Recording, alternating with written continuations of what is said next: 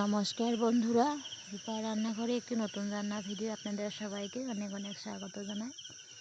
আজ আমি বন্ধুদেরকে নিরামিষভাবে সাজনা আলু চচ্চড়ি করব, সেটা শেয়ার করছি বন্ধুরা। আর দুদিন ধরে আমি কোনো রান্না শেয়ার করতে পারছি না, কারণ আমি অল্প অসুস্থ ছিলাম। তাই এখন আপনাদের ভালোবাসার আশীর্বাদে আমি সম্পূর্ণ সুস্থ। এই দেখুন, সাজনা কেটে ধুয়ে নিয়েছি, আলু কেটে ধুয়ে নিয়েছি, আর টমেটো আর কাঁচা লঙ্কা কেটে নিয়েছি। খুব কম উপকরণ দিয়ে আমি রান্নাটি করব। দেখুন, দুটি তেজপাতা আর দুটি শুকনো লঙ্কা ফোড়ন আর রাঁধুনি ফোড়ন দিয়েছি। দিয়ে এখন আলুটাকে ভেজে নিব।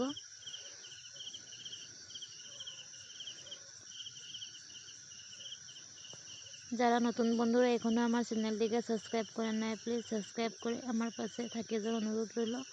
আর আমার রান্নাগুলি ভালো লাগলে সব বন্ধুদের কাছে শেয়ার করে দিবে।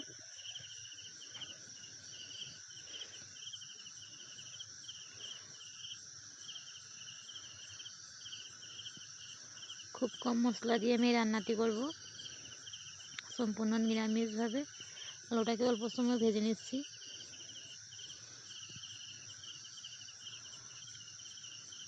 সামান্য পরিমাণে নুন দিয়ে দিচ্ছি।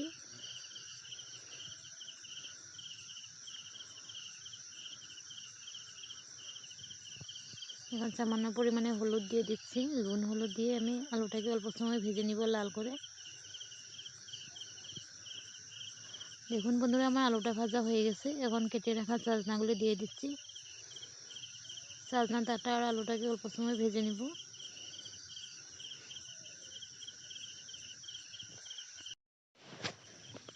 এভাবে খুব কম আছে ভেজে নিচ্ছি।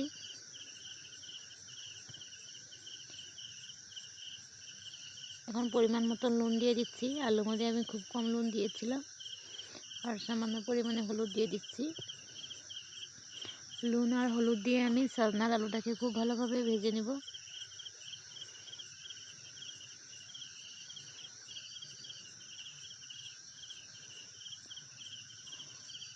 এখন কেটে রাখা টমেটো আর কাঁচা লঙ্কা দিয়ে দিচ্ছি। খুব কম ঝাল দিয়ে আমি রান্নাটি করবো, তাই 3টি কাঁচা লঙ্কা কেটে দিয়েছি। আর 2টি শুকনো লঙ্কা আমি ফোড়নে দিয়েছি।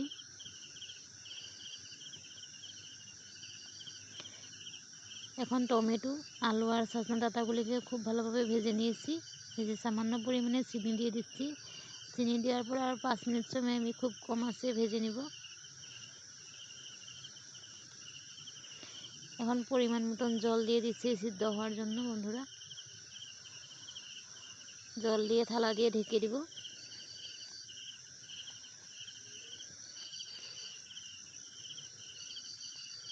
এখন থালা দিয়ে ঢেকে দিচ্ছি। এনে দেখুন, কালো সরষে আর পোস্ত রয়েছে। সরষে আর পোস্তটাকে আমি এখন বেটে নিব। আলু, সজনা, টমেটো সব ভালোভাবে সিদ্ধ হয়ে গেছে। এখন বেটে রাখা পোস্ত আর সরষেটাকে দিয়ে খুব কম আঁচে 10 মিনিট সময় জাল দিয়ে নামিয়ে নিব।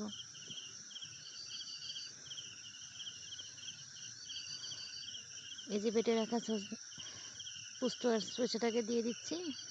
দেখুন বন্ধুরা, আমার রান্নাটি প্রায় হয়ে গেছে, নামিয়ে নিয়েছি। কেমন হয়েছে?